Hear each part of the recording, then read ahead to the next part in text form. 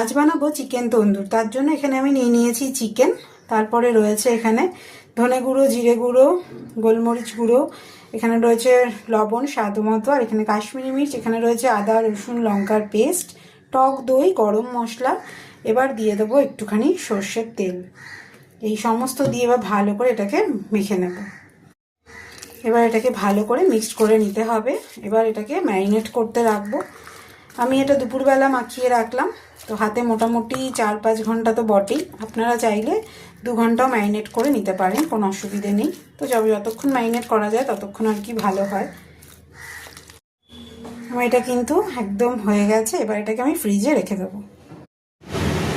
সন্ধ্যাবেলা এটাকে ফ্রিজ থেকে নামিয়ে এবার এটাকে শ্যালো ফ্রাই করে নেবো। ফ্রাই প্যানে অল্প একটু সর্ষের তেল দিয়েছি, অবশ্যই সর্ষের তেলে করবেন, তাহলে স্মেলটা খুব ভালো আসে। তো এটাকে অল্প অল্প করে শ্যালো ফ্রাই করবো, একদম স্লিম আঁচে করতে হবে। যদিও আমার চিকেনটা কিন্তু ম্যারিনেট করা যায়, একদমই নরম হয়ে গেছিলো।